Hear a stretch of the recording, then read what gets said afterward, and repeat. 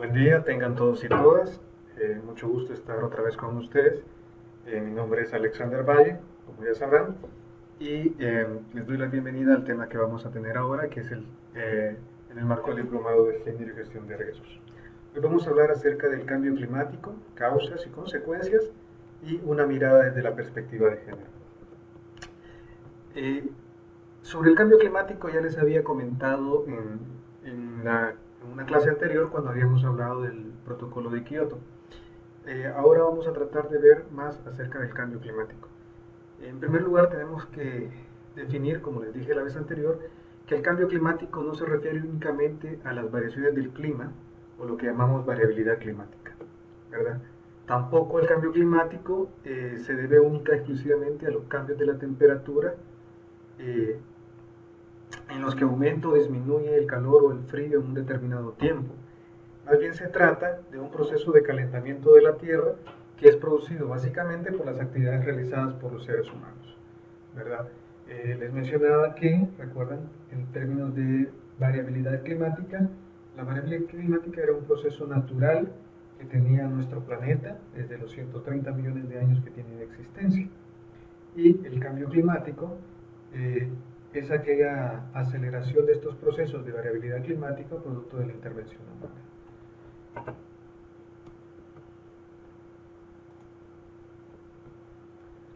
¿Qué causa el cambio climático?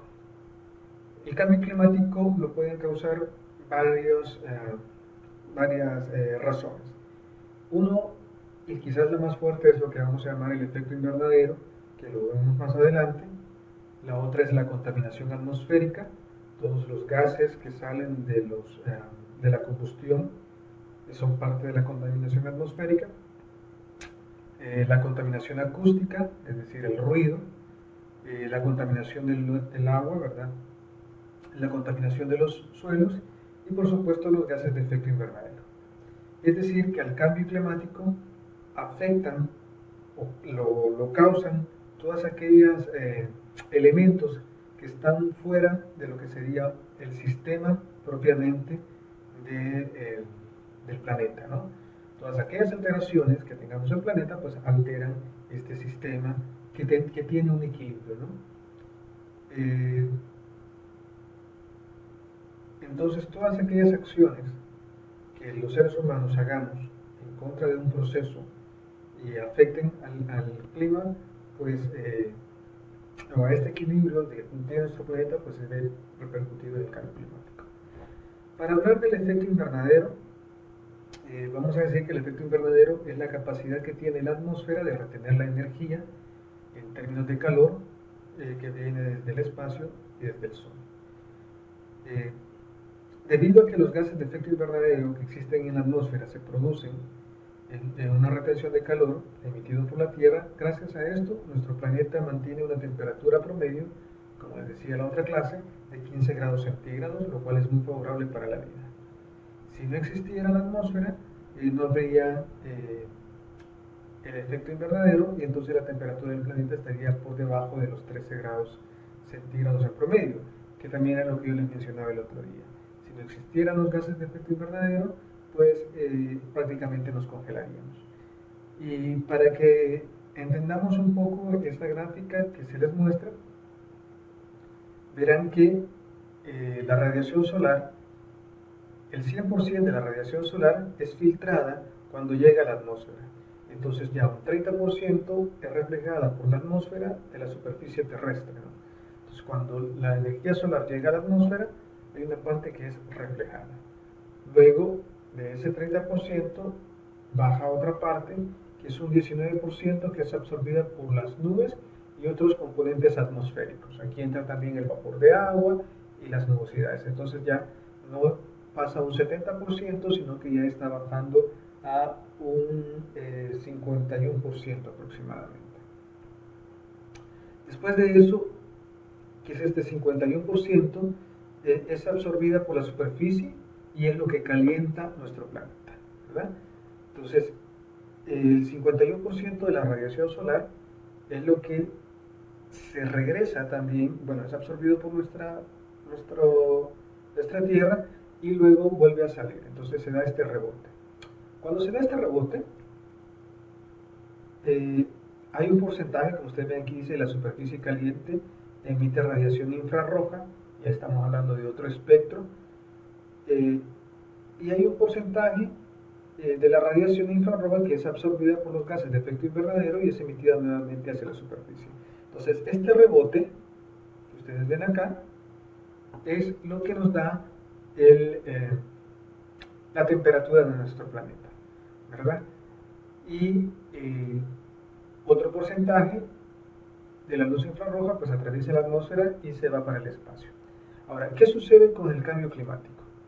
Con el cambio climático, esta capa que ven aquí, ¿sí?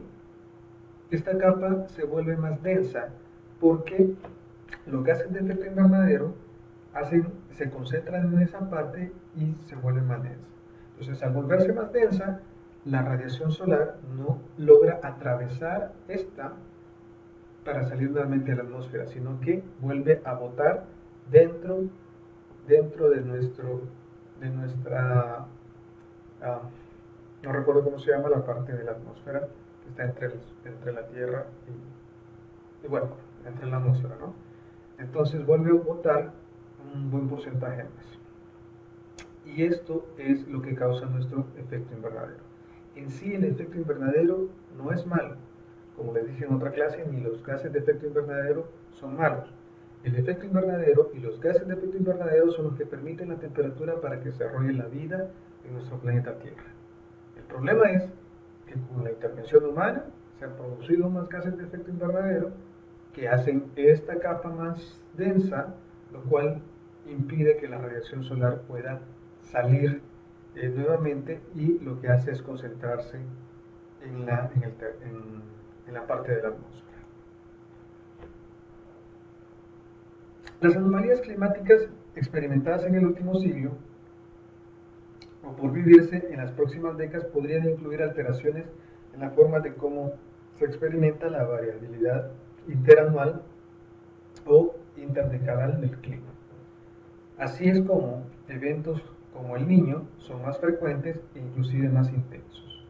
Huracanes de mayor magnitud, ondas cálidas o ondas frías más pronunciadas son algunas de las formas en las que la atmósfera podría manifestar sus alteraciones climáticas, resultado de la actividad humana y los impactos climáticos actuales e históricos sobre diversos sectores estratégicos para la actividad humana podrían servir para interesar a la sociedad, incluyendo a las entidades gubernamentales, en el tema del cambio climático.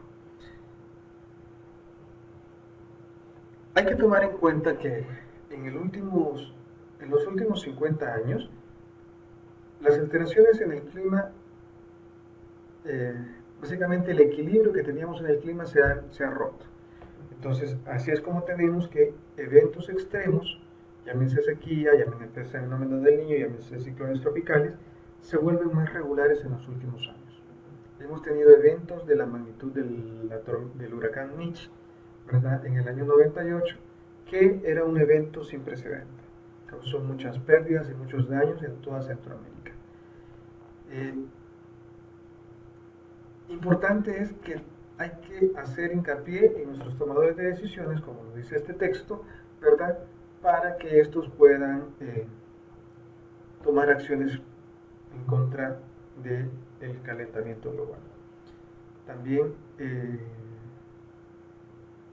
estas acciones tienen que ser planteadas, o básicamente la conciencia la tenemos que hacer en términos de capital, porque muchas veces nuestros sistemas económicos, si no los planteamos las pérdidas en términos de capital, no son bien vistas. Entonces, mientras los científicos continúan perfeccionando sus predicciones, la naturaleza ha mostrado algunas señales de cambio, de los cambios que se están generando. No hay casi ninguna duda que estos cambios tienen el poder de degradar los hábitats, desconectar la cadena alimenticia y desplazar las plantas y los animales de sus hogares actuales. Por lo que hay limitaciones sobre el conocimiento científico no deberían ser un impedimento para tomar acciones y desarrollar respuestas frente a los riesgos asociados al clima, tanto a la variabilidad natural como antropogénica. En otras clases yo les he hablado también de la cara, de las dos caras de la investigación científica. La investigación científica están aquellos componentes de la investigación científica que tratan de comprobar, en términos de cambio climático, eh, la razón por la cual esto se está generando y las evidencias científicas de que sí existe y se está dando un cambio climático. Pero por otra parte están los científicos que se encargan de refutar estas ideas.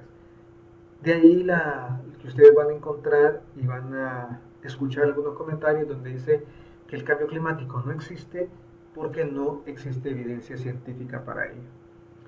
Eh, Hay una lucha a nivel de científicos en torno a esto para poderlo determinar. De ahí es que también se crea el IPCC, que es el Panel Intergubernamental de Cambio Climático, que reúne a todos los científicos de los, si mi mente no me falla, 177 países que conforman el sistema de Naciones Unidas. Entonces, cada país tiene un científico o una persona que se reúne en el IPCC, que es el Panel Intergubernamental de Cambio Climático, para poder dar sus aportes de cómo esto afecta a su país.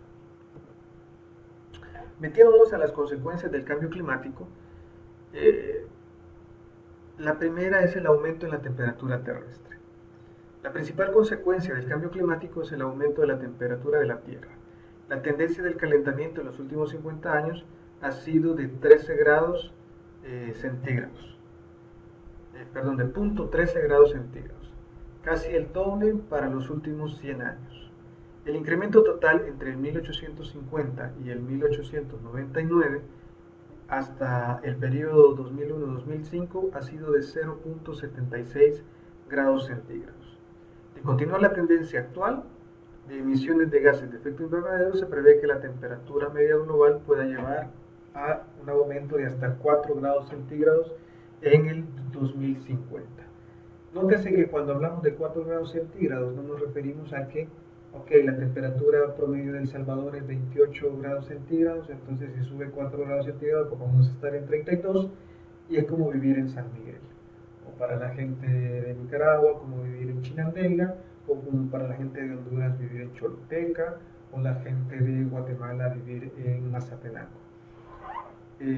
No se refiere a eso.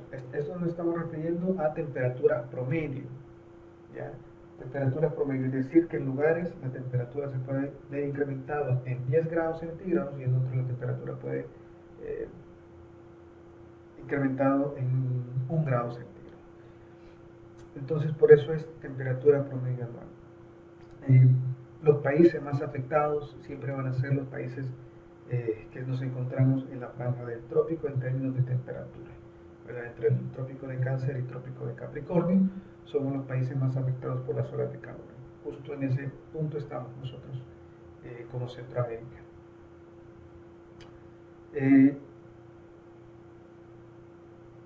Al aumentar la temperatura de la Tierra también aumenta, se disminuye la capacidad de las montañas de poder generar glaciares, ¿verdad? Entonces, esa es la segunda consecuencia de nivel global, que es el cambio en la capa de nieve, hielo y suelo helado, ¿verdad? Lo que llamamos nieve perpetua. Los polos cada vez se están derritiendo a mayor velocidad, lo que está produciendo una inestabilidad del suelo y se generan avalanchas rocosas. Según los datos científicos, las pérdidas en las placas de hielo de Groenlandia y la Antártida han hecho que el nivel del mar aumente considerablemente en los últimos años. No es el caso de nuestra Centroamérica, pero sí el caso de Sudamérica, por ejemplo. En Chile, el agua, el consumo que tienen los hogares chilenos es agua de glaciar. ¿Qué es esto de agua de glaciar? Significa que cada invierno, con la nevada, las montañas se cubren de hielo, ¿ya? Y en los veranos este hielo se derrite. Y al derretirse se baja por las cuencas donde hay presas que se encargan de retenerlo y ese es el agua que después es procesada y es trasladada hasta muchas ciudades chilenas, ¿verdad?, para el consumo de agua. Démonos cuenta que en estos países muy al sur y muy al norte, no tienen precipitaciones como las que tenemos nosotros en El Salvador, que tenemos un promedio de precipitación anual que va de los 1.800 a 2.000 milímetros de lluvia anuales. En estos países estamos teniendo precipitaciones de una cuarta parte de esto. Estamos hablando de precipitaciones de 200 a 500 milímetros de lluvia anual. Esto no les da a ellos el agua suficiente para poder abastecer su consumo. Ellos sobreviven de agua de glaciar. Ahora, ¿qué pasa con el agua de glaciar? Cada año o cada decenio, si lo queremos ver así, el glaciar se forma y se va formado, va reduciéndose considerablemente. Entonces, por cada metro de glaciar que se forme menos, pueden ser cientos de litros de agua que no va a contar después la población para poder abastecerse. Por una parte. Y lo otro es en sí el aumento del nivel medio del mar por el deshielo, ¿verdad? Todo este hielo que se forma también en los inviernos, pues ya no se forma. Entonces hay una intrusión de una gran cantidad de agua dulce al mar. ¿Qué es esto de agua dulce al mar? Esto es un tema muy importante porque afecta el equilibrio de nuestros océanos. Esta no es una lámina que les he puesto en esta presentación, las disculpas porque recién lo estoy relacionando. Aunque nuestro océano se mueve en base a corrientes. Las corrientes frías que vienen de los polos, ¿verdad? Suelen venirse por la parte más profunda del océano, lo que se conoce como termoclimas, o corrientes de Humboldt, que las vamos a ver más adelante cuando veamos el efecto del niño, el fenómeno del niño. Entonces son más bajas y tienden a subir a medida que se están acercando a las zonas más cálidas. Okay. Y las aguas más superficiales son las aguas más salinas, ¿no? ¿Qué pasa cuando hay una... Todo esto es un ciclo. Esto lo que nos da son las corrientes, ¿sí? ¿Qué pasa cuando hay deshielo? Y el hielo, perdón, ustedes sabrán que no es salado, sino que es agua dulce. Entonces, con este deshielo hay una gran cantidad de agua dulce que entra al mar. Entonces, esta gran cantidad de agua dulce lo que hace es afectar esta circulación que tienen nuestras corrientes. ¿Qué quiere decir esto? Que hay una afectación en las corrientes, lo cual también influye en la migración de especies. Peces que son de aguas cálidas, de pronto tienen que migrar porque las aguas ya no son tan cálidas, sino que son más frías. O peces de aguas frías pues se meten más en territorio cálido, donde seguramente no van a encontrar depredadores y son ellos los únicos en depredar a otros peces. Entonces, como ven, también ahí hay un equilibrio que se ve roto. El anterior pues está relacionado con el aumento del nivel medio del mar, ¿verdad? Y el aumento de la temperatura del mar.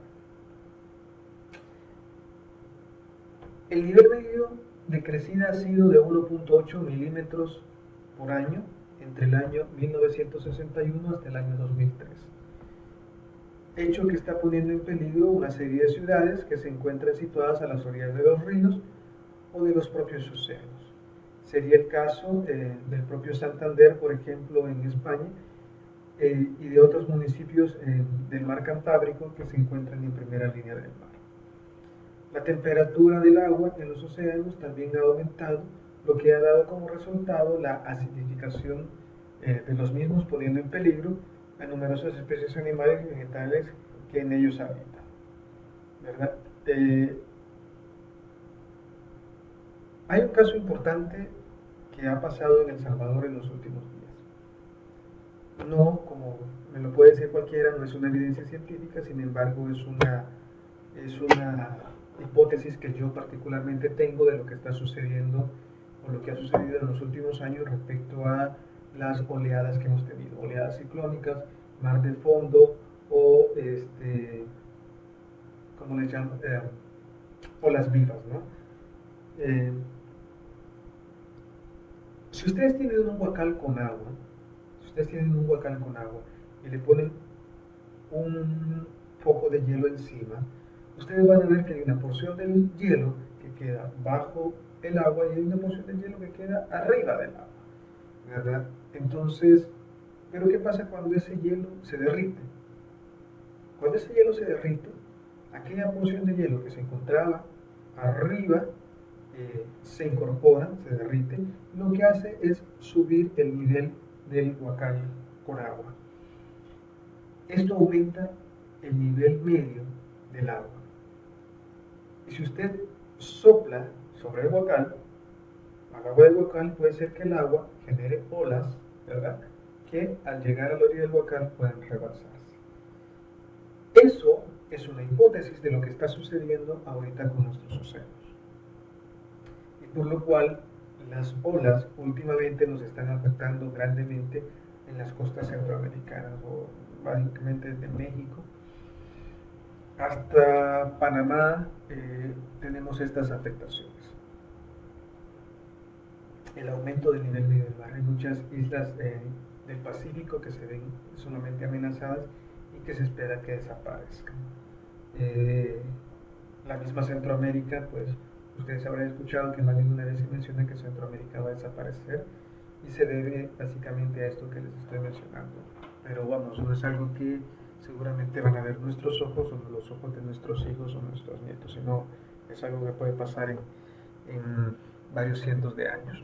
Sin embargo, es algo que sí va a suceder si nuestro planeta lleva el mismo curso que lleva. Importante es que, aunque en este momento dejemos de producir gases de efecto invernadero, no vamos a revertir el daño. Es decir, que la temperatura va a aumentar, como lo dicen los modelos, en 2 a 4 grados centígrados para el año 2050. Ustedes sabrán que la evaporación del mar o la evaporación del agua es la que forma las nubes. Las nubes estas son vapor de agua que se condensa y son trasladadas por el viento atmosférico y desplazadas hacia otros territorios donde estas nubes después se convierten en precipitación, ¿verdad? Es decir, en lluvia. Entonces ese es el ciclo. Bueno, esta lluvia cae en las montañas, una parte es absorbida por las plantas, una parte es infiltrada al suelo y otra parte corre por corriente superficial. Ese agua baja por los ríos, bueno, hay una parte que es la que utilizamos nosotros, pero baja por los ríos hasta el océano y vuelve a alimentar el océano, y el sol, al calentar el océano, vuelve a evaporar, y ese es el ciclo hidrológico que ustedes habrán recibido en cuarto grado, sexto grado, o ya no recuerdo en qué parte de la educación primaria se da. Ahora, ¿qué pasa cuando si aumentamos la temperatura del Sol, producto del efecto invernadero? Pasa que hay mayor cantidad de evaporación de agua, es decir, más aporte de vapor de agua a las nubes, y las nubes se cargan más de agua. Estas nubes cargadas cada vez más de agua son desplazadas por la corriente del este, ¿verdad? Que lleva producto de los vientos alisios y del ciclo giratorio de la Tierra. Entonces son cargadas y son trasladadas del este hacia el oeste, es decir, de las costas africanas, para que tengamos una idea, a nuestras costas centroamericanas. Ahora, tenemos nubes más densas. ¿Qué pasa con estas nubes cuando se van acercando a aguas todavía más cálidas, como son las aguas de nuestra Centroamérica, o las aguas de nuestro Caribe, las aguas de la península de Yucatán, del Golfo de México, Sucede que al aumentar la temperatura hay mayor aporte de vapor de agua a estas nubes y ya tenemos los famosos sistemas de bajas presiones atmosféricas, que después se van a transformar de una baja presión, primero pasan de ser una vaguada a ser una depresión tropical, a ser una baja presión, a ser una tormenta tropical y después a ser un huracán tropical categoría 5, después 4, después 3, después 2 y después 1. Oh, perdón, es al revés, se me ha escapado. Primero es 1, 2, 3, 4 y 5. ¿Qué quiere decir con eso? Que tenemos un aumento de la frecuencia e intensidad de los fenómenos meteorológicos extremos. ¿Ya? Esto incluye precipitaciones, olas de calor, inundaciones, sequías, etc. Algunos de estos son los fenómenos que se han dejado notar en nuestro planeta y que estarán presentes con mayor frecuencia si no se logra reducir considerablemente las emisiones de gases de efecto invernadero en el mundo.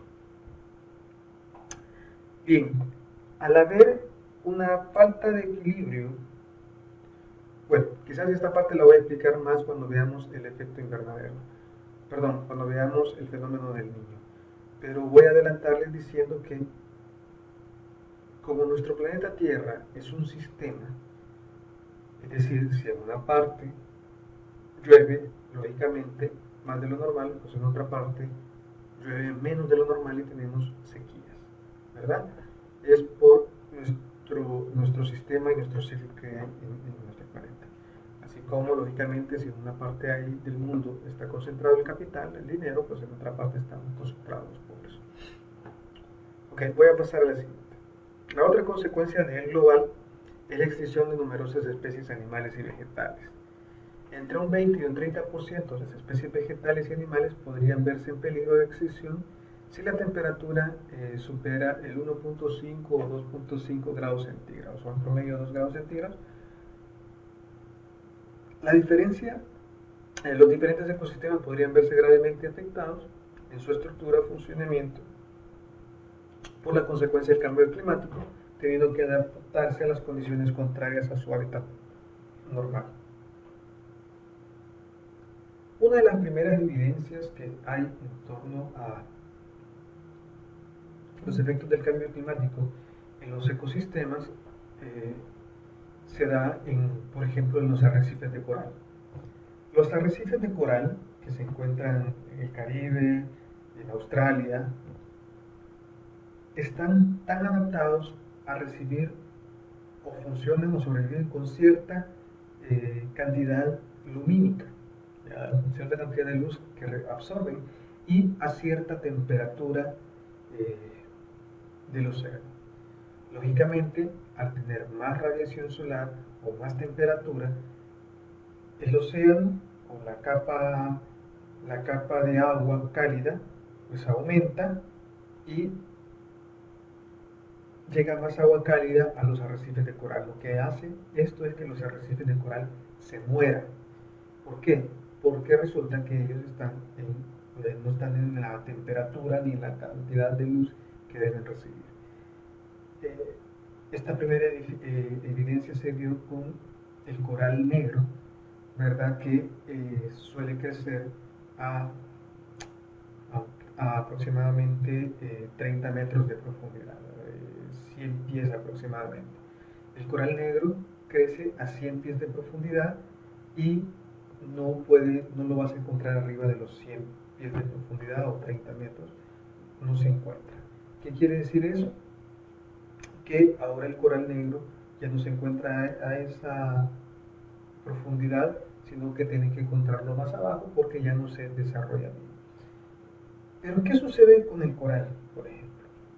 Los arrecifes de coral son parte del lecho marino y en términos de desastres o en términos de eventos naturales, los corales son los que frenan las olas, ¿verdad? Cuando viene una ola, la ola es alimentada por la misma agua del mar y el lecho marino es aquel que también determina la ola.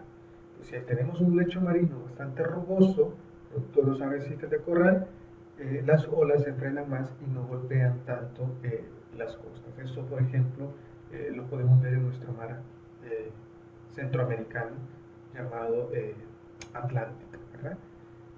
Es donde tenemos la mayoría de arrecifes. En nuestro mar Pacífico tenemos algunos también arrecifes en la zona de los Cobanos. ¿Por qué les estoy diciendo esto? Porque influye mucho en términos de oleajes como el mar de fondo y todos estos oleajes que hemos tenido últimamente, así como el tema de tsunamis, ¿verdad? Si desaparecieran todos los corales, básicamente las olas fueran cada vez más altas y afectaran de mayor manera. Entonces, por eso inclusive, si ustedes van a notar o tienen curiosidad de leer un poco, que cuando se construyen muelles o puertos, lo que se hacen es colocar bloques enormes de concreto en el océano para crear una simulación de arrecifes de coral para que puedan frenar las olas. Eso es un ejemplo de una de las especies que se ve afectada. En la clase anterior también les hablaba de especies como aves e insectos, ¿no? Que por las altas temperaturas los insectos eclosionan antes del periodo que tienen que eclosionar, y cuando las aves ponen a sus crías que tienen que buscar a estos insectos para alimentarlas, pues ya no logran encajar en ese ciclo que la madre naturaleza tenía, sino que los insectos están antes, y cuando las aves tienen a sus crías ya no logran encontrar los insectos para poder alimentar a estas aves. ¿Qué estoy diciendo con esto? Que la población de estos insectos puede aumentar y la población de aves va a disminuir porque no hay alimentos para esto. Y lo único que queda es la adaptación. ¿Qué es la adaptación? Que estas aves pues tienen que darle de comer a sus insectos con otras especies de insectos que tengan que estar en ese momento. Como ven, la temperatura tiene mucho que ver en estos términos. Con la alteración de los ciclos de precipitación también se afecta nuestra naturaleza, ¿verdad? De pronto tenemos lluvias antes de mayo, cuando el café, por ejemplo, está con primordios florales, y con esta lluvia se lava un inhibidor que tiene el primordio floral, ¿verdad? Y lo que sale es que el café empieza a florecer, ¿no? Y empieza a florecer para después formar el grano. Pero ¿qué pasa si hay alteraciones en el inicio del periodo lluvioso? Puede ser que tengamos que llueva, salga el primordio floral y se empiece a formar el grano, y después tengamos una sequía como la que hemos tenido, o una cesación en el ciclo de la lluvia, y el café va a tener un grano pero no va a tener lluvia suficiente para que pueda llenar el grano. Al final lo que va a tener es que las fincas de café no van a tener suficiente café para llenar el grano, va a ser una mala cosecha, lo que lógicamente no solo afecta al cafetalero, sino que afecta sobre todo a la población campesina que se dedica a la corta de café. Entonces hay mano de obra que no se va a poder ser contratada porque no va a haber trabajo en las fincas de café. Y ustedes recordarán que las familias rurales muchas familias sobreviven de la única corta de café que se da anualmente, sobre todo las mujeres, porque las mujeres son las que participan en la corta de café.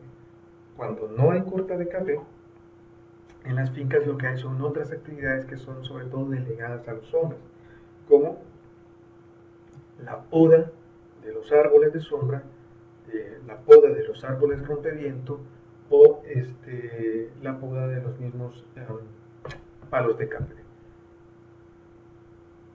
Ese es un trabajo que únicamente desarrollan los hombres. Las mujeres regularmente participan únicamente en la corta del café.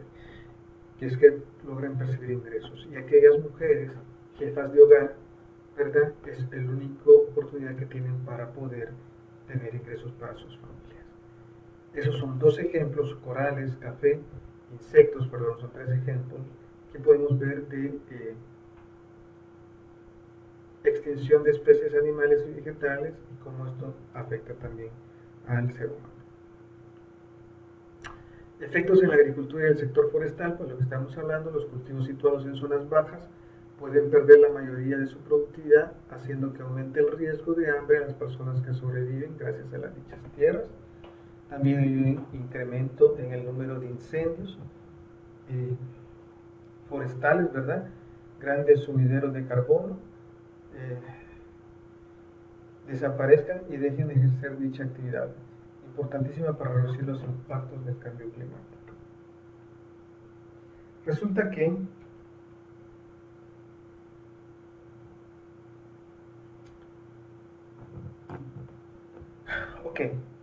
nuestros bosques son los que se encargan de filtrar el dióxido de carbono de manera natural, es decir, de capturar el dióxido de carbono, que es uno de los principales gases de efecto invernadero, y absorberlo, y ellos liberan oxígeno.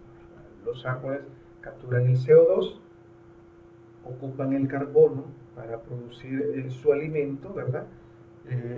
Junto con otras moléculas de hidrógeno y oxígeno, ¿verdad? Y liberan oxígeno. Del CO2 se capturan se quedan con el carbono y liberan O2. ¿Por qué les hago este cuento? Porque tienen que tomar en cuenta la importancia que tienen los bosques. Cuando talamos bosques, lo que estamos haciendo, no solo hablando de que estamos quitándole los pulmones de la ciudad, a las ciudades, sino que lo que estamos quitando, afectando el planeta, es en dos vías. Por una parte, estamos quitando una especie que captura carbono, ¿verdad? Desde CO2, por medio del CO2, lo captura, y también estamos quitando una especie que nos da oxígeno, que es el que nosotros necesitamos para respirar. ¿Por qué se están deteriorando nuestros bosques? ¿Verdad? Básicamente, también hay otras tres razones que afectan mucho el tema del cambio climático, como lo hemos visto, se los dije anteriormente. Además de influenciadas por la intervención humana, tenemos la sobrepoblación, ¿verdad?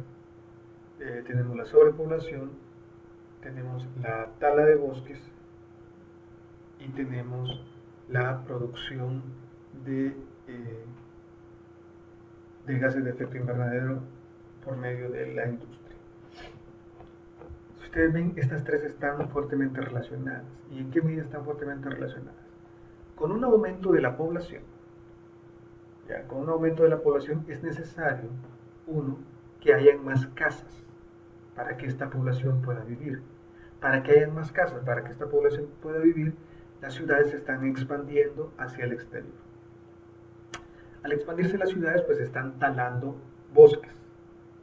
Pero también esta población, que está aumentando de manera desproporcionada, también necesita que comer.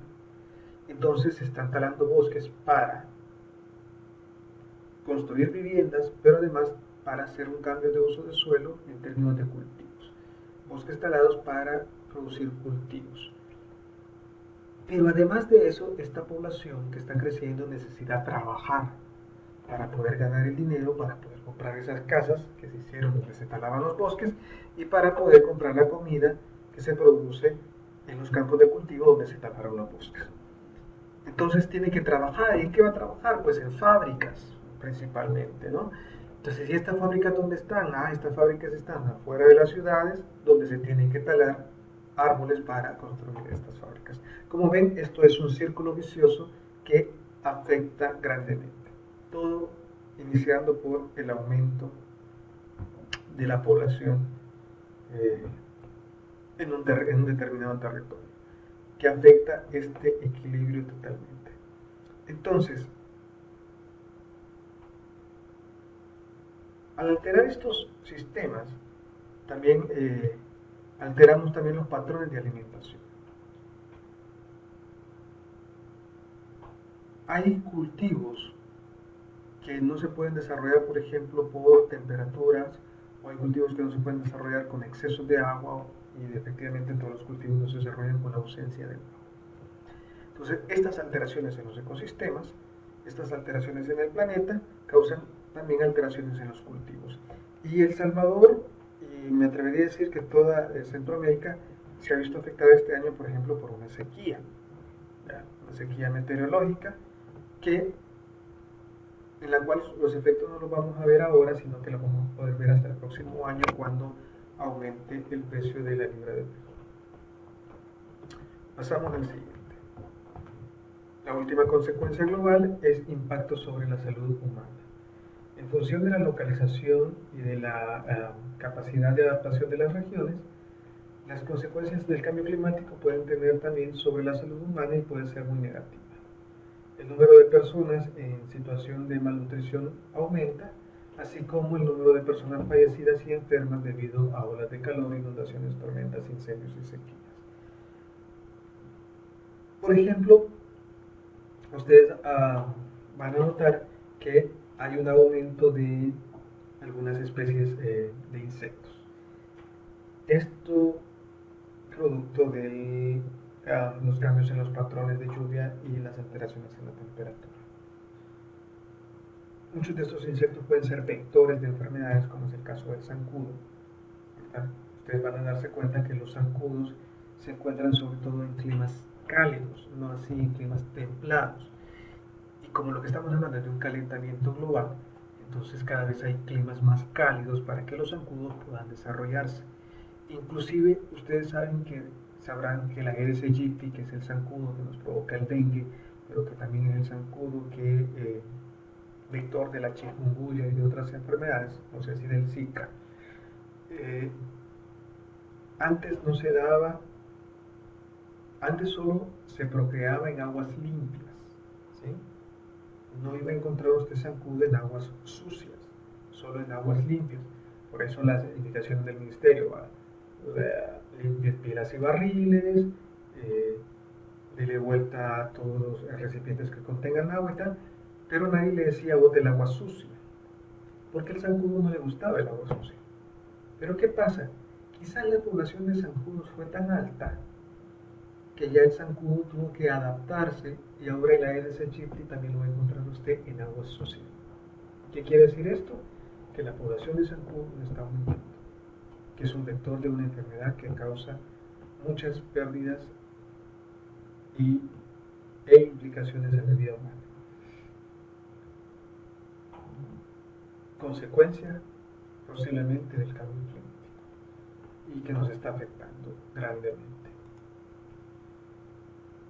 En lo que tiene que ver con Latinoamérica, entre las principales conclusiones del IPCC, ¿verdad? La mesa 2 del IPCC,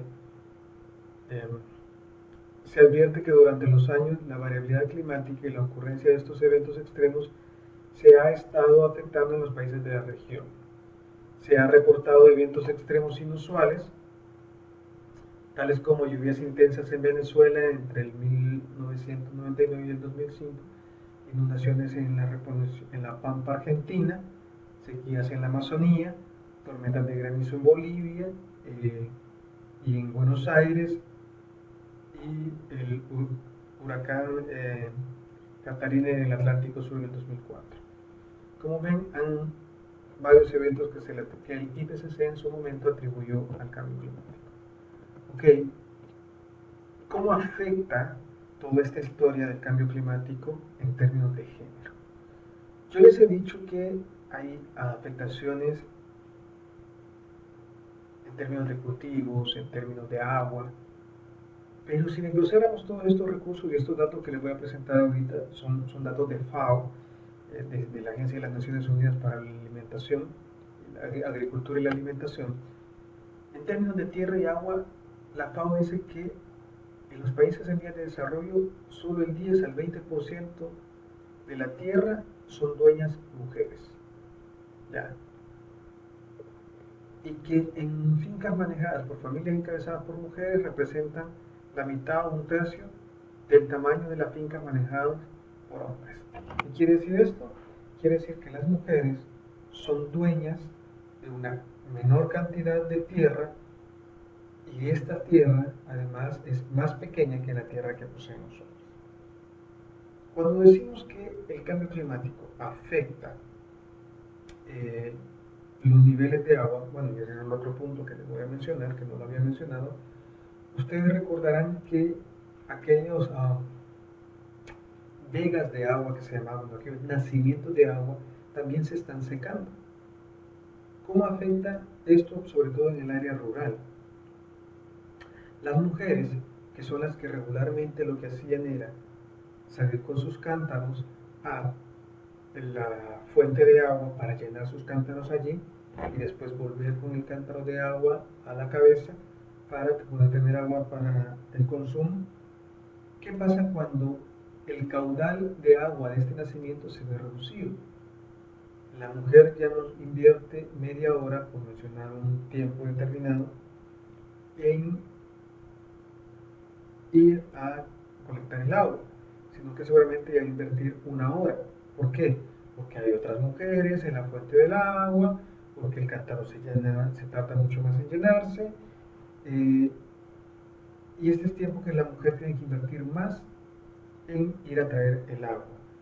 O por el contrario, la fuente de agua se seca, entonces la mujer tiene que trasladarse mayores distancias para poder conseguir el agua, para poder abastecer a su familia.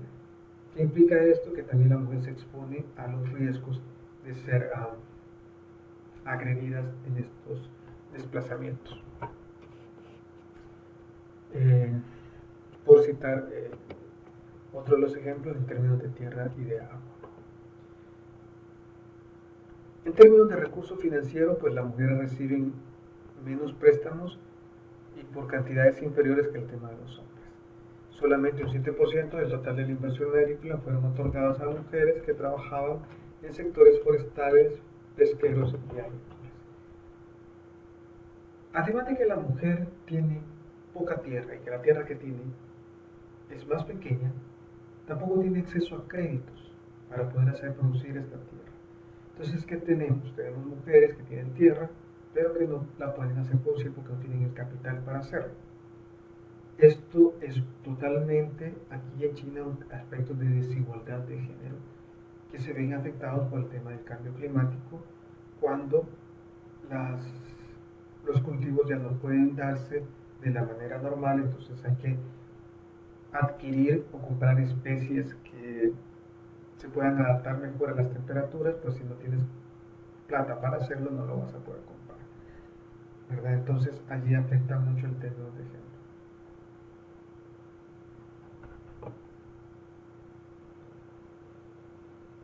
Otro factor que afecta también tanto a hombres como mujeres, y lo estoy recordando ahora, es el término de la pesca. Ustedes sabrán que, bueno, por el oleaje, por el aumento de la temperatura del océano, hay muchos peces que ya no se encuentran cercanos a las costas, sino que buscan aguas más frescas y esto es mar adentro.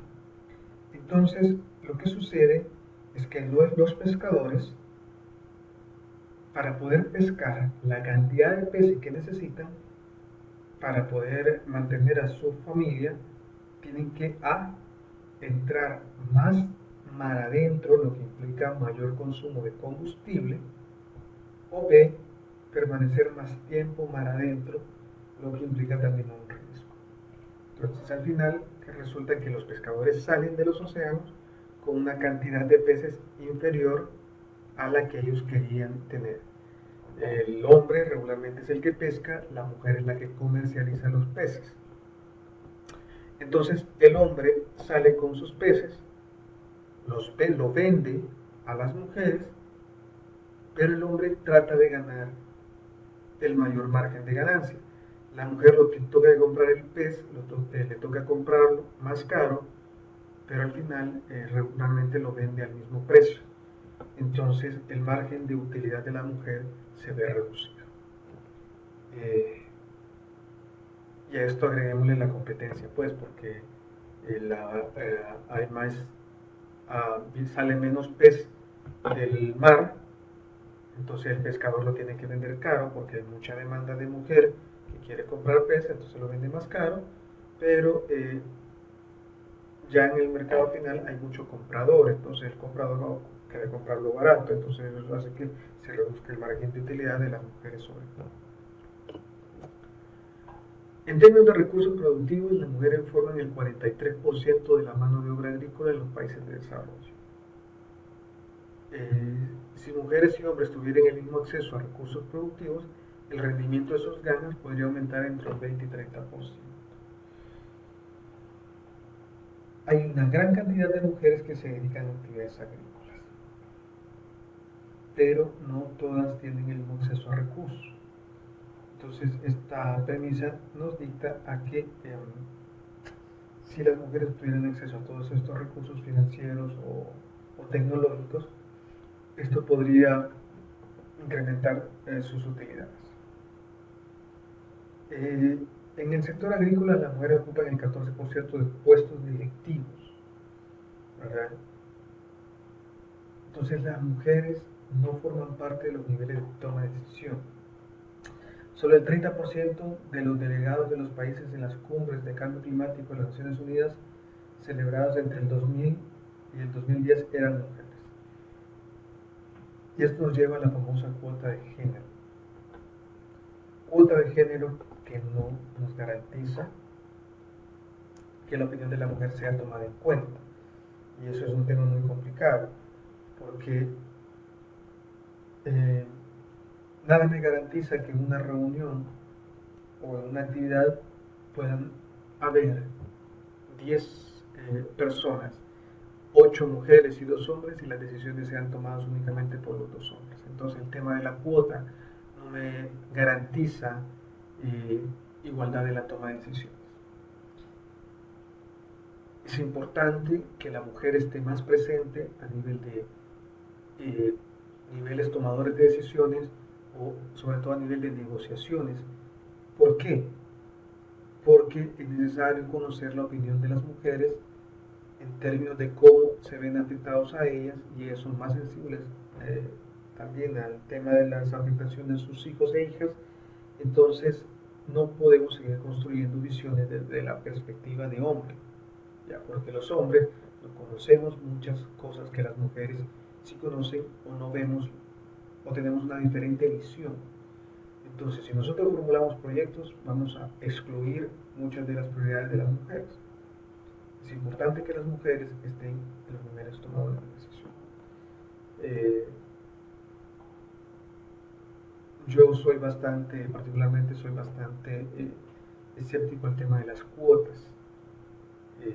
Sin embargo, considero que es una acción que sí debe de implementarse porque es una acción que es un punto de partida para que se vuelva inclusiva. En términos de conocimiento de tecnología, 2/3 de los adultos analfabetos en el mundo son mujeres. Un estudio ha revelado que la educación para mujeres contribuye en un 43% a la reducción de la malnutrición infantil. Fíjense que es importante esta parte porque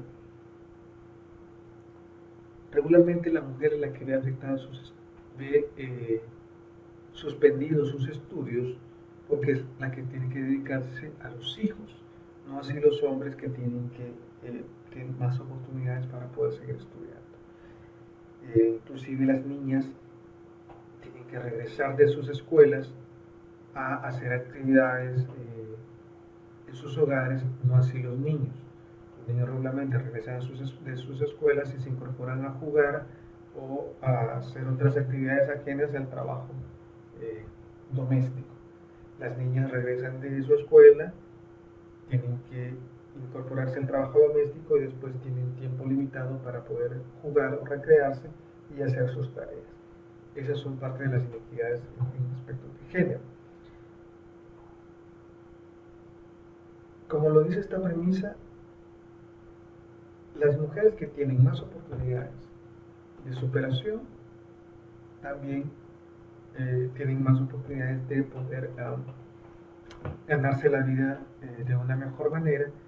Y es interesante este dato porque dice que está vinculado al tema de malnutrición infantil, porque las mujeres que tienen más educación pueden contribuir a sus familias, a que sus familias se desarrollen de mejor manera, lo que reduce el tema de la malnutrición infantil. En términos de servicio y mercado, solo el 5% de las mujeres que forman parte de la fuerza de trabajo agrícola en los países de desarrollo tienen acceso a los servicios de extensión agrícola. ¿Qué quiere decir eso? Que los encargados del Ministerio de Agricultura y Ganadería dan menos capacitación o menos formación a aquellas mujeres dueñas de finca, ¿verdad? Les gusta más trabajar en términos con los hombres. Eso le llamamos extensión agrícola, asistencia técnica que dan estos extensionistas a nuestros agricultores. En términos de servicio de energía, en África, por ejemplo, se redujo los horarios de trabajo diarios de las mujeres de 2 a 4 horas. Se aumentó el ingreso, aumentando los ingresos de las mujeres y mejorando los índices de educación y de matriculación en las escuelas. Esa es una acción inclusiva que se pudo producir en África. Bien, voy a hacer en este momento una pausa antes de pasar a la siguiente clase. Bien, para continuar con la clase de cambio climático, voy a dedicar esta última parte de la clase para que veamos uno de los temas que más ruido nos ha causado este último año, sobre todo por aspectos de sequía, que es el fenómeno del Niño y la oscilación sur. Hemos hablado mucho del tema del niño, y antes de empezar a hablar del niño, y en honor a la razón de ser del diplomado, quisiera comentarles de que es totalmente errado aquel concepto que algunas personas tienen de que se llama el niño y la niña, porque la niña nos causa lluvias y el niño nos causa sequías, y que es la niña porque las niñas son más meonas y los niños orinan menos, no mean menos. Ese es un concepto totalmente errado. El fenómeno del niño y el fenómeno de la niña son dos eventos naturales que ocurrían en la Tierra durante mucho tiempo y que regularmente sucedían cada 8 años. Lo que sucede es que por efectos del cambio climático, ahora estos eventos son más recurrentes y más intensos. La grabación que les voy a mostrar ahora es la temperatura del océano. Quiero que le pongan atención porque esta grabación es la que nos va a permitir conocer o entender qué es el fenómeno del niño y cómo nos afecta de diferente manera a Sudamérica y a Centroamérica, sobre todo. Los colores más más rojos, perdón, son las temperaturas más cálidas. Los colores más claros son las temperaturas más gélidas. Entonces, este video es un video grabado en el año 97. ¿Ya? Entonces, por favor pongan atención, logren ver cómo en los meses de junio, julio, agosto, septiembre y octubre y noviembre es el periodo lluvioso en la región centroamericana, no así en Sudamérica. En Sudamérica el periodo lluvioso inicia en los meses de diciembre, enero, febrero, marzo, abril y mayo, ¿verdad? Pero ¿qué sucede con el... ¿por qué le muestro este mapa, perdón, esta animación? Porque lo que necesito que comprendamos es cómo funciona el sistema en nuestro planeta. Mientras en Sudamérica, en el no, está en periodo seco. En Centroamérica estamos en periodos cálidos. Cuando en Centroamérica deja de llover, pues en Sudamérica inicia a llover nuevamente. Así es como se comporta nuestro planeta en términos de temperatura. También notemos que los meses de huracanes, si ustedes ven, julio, agosto, septiembre, octubre, son los meses de más huracanes, que son los que se presentan en esta zona. Entonces, como ven, la temperatura media del océano está muy relacionada con la época de lluvia y la época de huracanes. Bien, ¿qué es el fenómeno del niño? De hecho, vamos a hablar de dos fenómenos. El fenómeno del niño y la oscilación sur. Voy a hablar del fenómeno del niño, cómo afecta en el Perú, para después poder hablar de cómo afecta en la región centroamericana. En primer lugar, ¿por qué se llama el niño? Resulta que en la cosmovisión y en la cultura de los indígenas peruanos, ellos pescan en diciembre, ¿ya? Pero ellos notaron que cada cierto tiempo, cada 8 años, cada 10 años, llovía más de lo normal en el Perú y en el océano. Entonces, esto ocurría regularmente en los meses de diciembre, ¿verdad? Entonces, ellos decían que se debía a que el niño Dios mandaba más lluvia para que ellos pudieran pasar las navidades con su familia.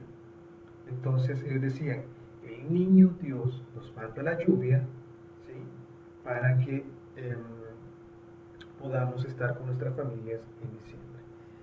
Entonces se le bautizó como el niño por la cercanía al diciembre y a la festividad del nacimiento del niño Dios. Eso fue algo que evolucionó, pero primero de la cosmovisión de los indígenas del territorio, y luego que pasó a la intervención de la cultura de la colonia, ¿no?, la cultura española, y fue que se conocían ellos a ese evento como el niño. Contrario al niño, está el otro evento que es la niña, que es todo lo contrario, ¿verdad? Que es cuando no había lluvia, sino que lo que había era la cesación de la lluvia. Entonces, por no ser un evento, uno le llamaban el niño, pues al otro se le llamaba la niña. ¿Qué es esta gráfica que les estoy mostrando ahora? Esto es cómo funciona el clima en las corrientes en Sudamérica. Primero tenemos vientos, aguas cálidas en las costas de Australia, ¿sí?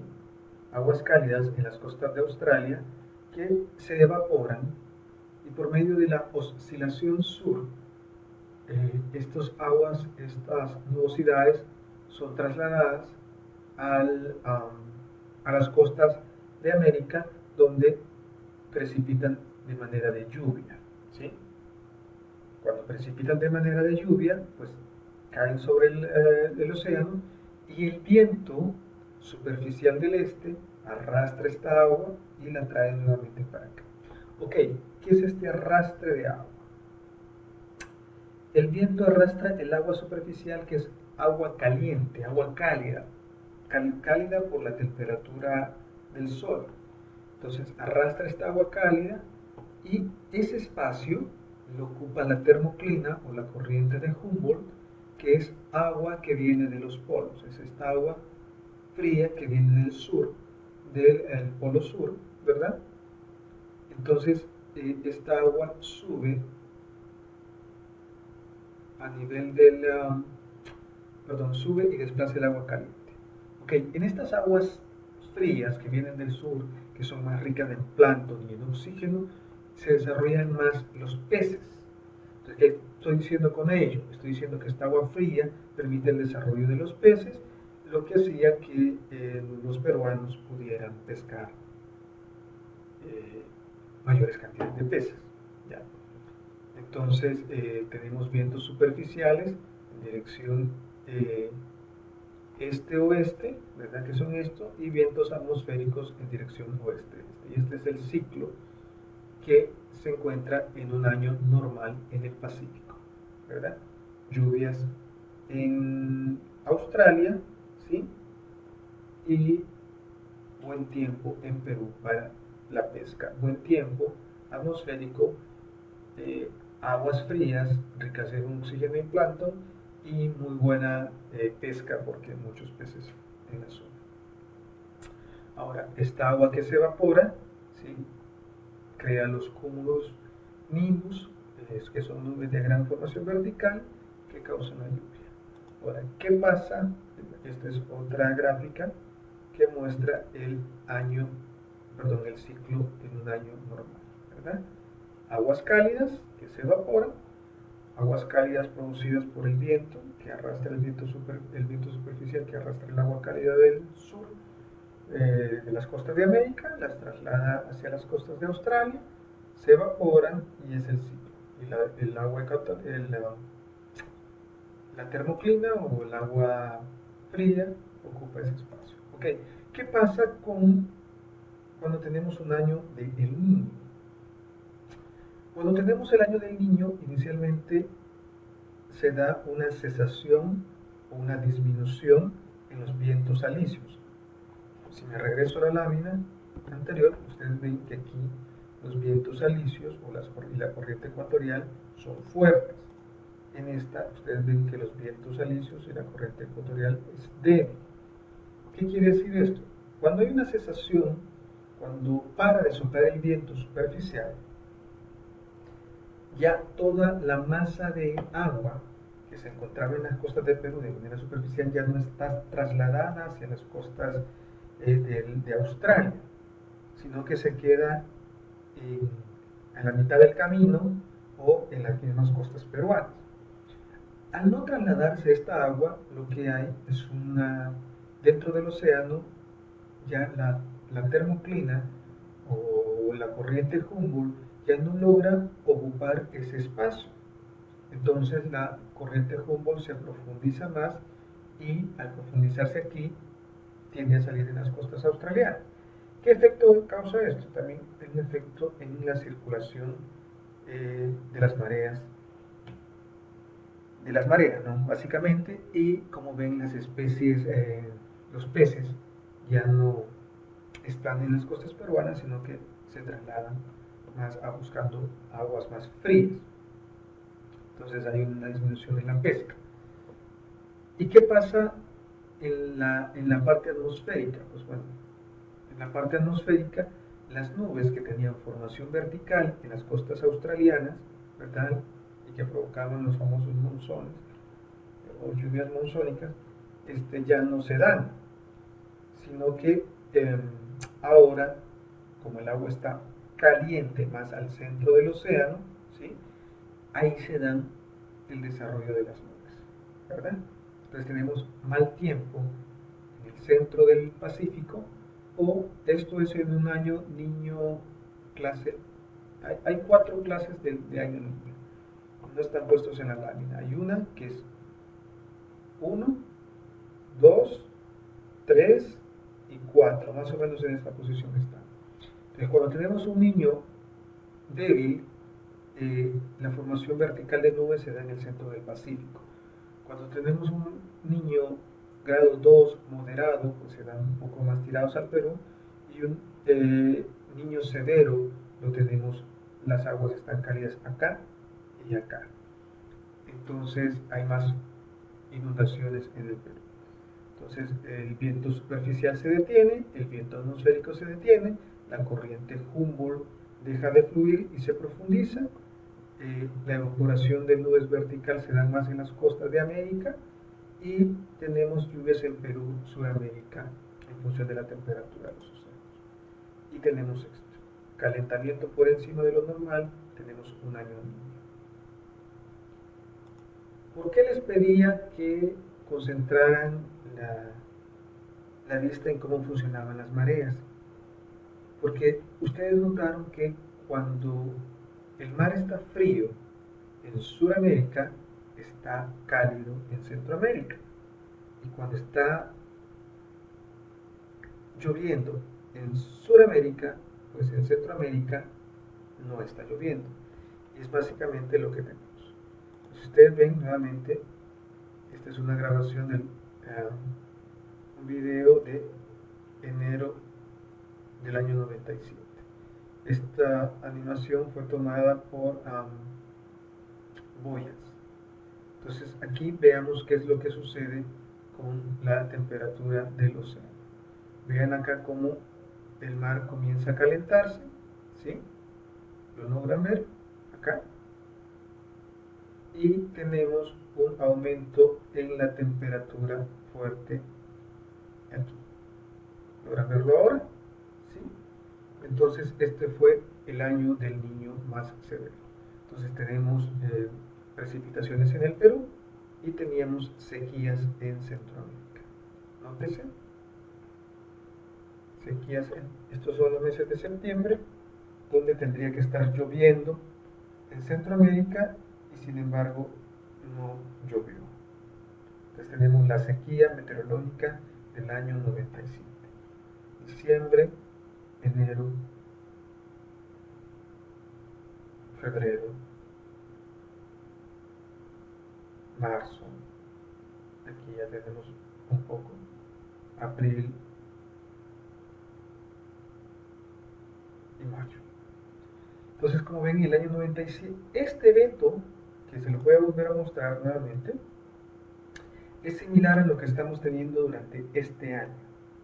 ¿Ya? Este año en el que estamos actualmente con la sequía meteorológica y lo que decimos que eso es un año niño.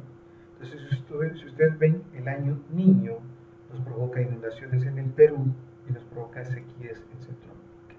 Así que, como ustedes ven, de nada vale el concepto de que el niño es seco y la niña es húmeda. Como ven, en el Perú es todo lo contrario.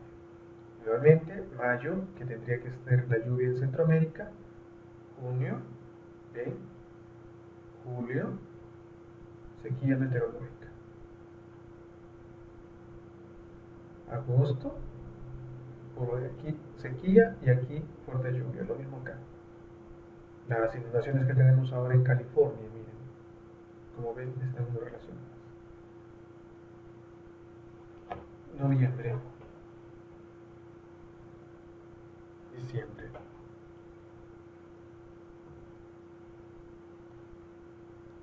Por cierto, el año 97 fue el primer año que se logró tener esta gráfica, ¿verdad?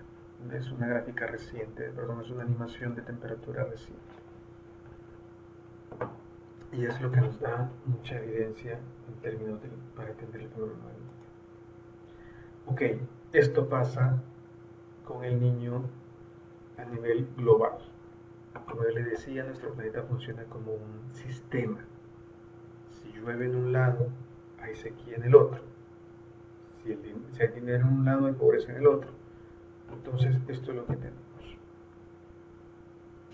Con el evento del niño, tenemos inundaciones o ambiente húmedo en Perú y en el sur, pero tenemos sequías en Centroamérica, Brasil, Venezuela, Colombia y las Guyanas.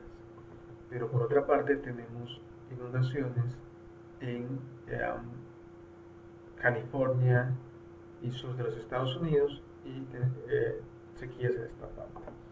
Y en la otra parte del globo pues tenemos sequías en África, en el sur, pero tenemos húmedo arriba de Madagascar, tenemos sequías en la India, pero tenemos humedad en esta región que se me escapó por donde está. Creo que es, bueno, disculpas, aquí en la India y acá un poco en la China y la Mongolia. Así afecta, bueno, las famosas sequías australianas, así afecta a nivel global esto. Voy a dejar con este último video, que es el resumen, para que podamos entender cómo funciona.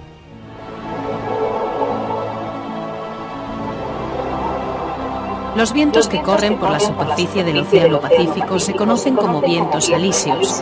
Soplan de este a oeste y así van alejando de Sudamérica las aguas de la superficie oceánica en dirección hacia Indonesia y Australia. En lo alto de la atmósfera, el viento se mueve en dirección opuesta. El resultado es un sistema de circulación de aire. El Océano Pacífico absorbe una cantidad enorme de calor solar. Ese calor aumenta la temperatura de la superficie oceánica y las aguas templadas son desplazadas hacia el oeste por los vientos alisios. Esas aguas más calientes se acumulan cerca de la costa de Indonesia y el norte de Australia, y es aquí donde el aire cálido y húmedo se eleva y forma nubes de lluvia. Esta es una de las maneras en que el movimiento de las aguas afecta al clima. Por eso, mientras países como Perú o Ecuador permanecen secos y con temperaturas frías, Indonesia y el norte de Australia reciben calor y lluvias que determinan su clima tropical. Pero el fenómeno conocido como el Niño puede cambiar esto radicalmente. El Niño empieza con una fuerte caída en la fuerza de los vientos alisios que corren por la superficie del océano, y entonces el sistema de circulación de aire se detiene. Las aguas de la superficie del océano ya no son desplazadas de este a oeste y por tanto empiezan a moverse hacia América del Sur. Esas aguas templadas empiezan a acumularse en las costas de Sudamérica. El aire caliente y húmedo se eleva y comienza a caer, causando precipitaciones en Perú y Ecuador. Mientras, en las costas de Indonesia y el norte de Australia, la temperatura de las aguas ha bajado, dando paso a un clima más frío y seco o incluso sequía. El fenómeno del Niño ocurre con una frecuencia irregular, normalmente en intervalos de 3 a 5 años. Pero hay otro fenómeno que también puede cambiar drásticamente el clima. Se conoce como la Niña. La Niña hace que los vientos alisios soplen con una fuerza mucho mayor. Una masa de agua mucho más grande es desplazada hacia el oeste y por tanto hay una acumulación mayor de agua caliente en las costas de Indonesia y norte de Australia. Esto resulta en una mayor cantidad y frecuencia de precipitaciones. En contraste, Perú y Ecuador experimentan un clima mucho más seco o incluso sequía. No se sabe con precisión qué es lo que desencadena el fenómeno del Niño y la Niña. Se cree que forman parte de ciclos climáticos, pero hay evidencia que demuestra que están ocurriendo con mayor frecuencia.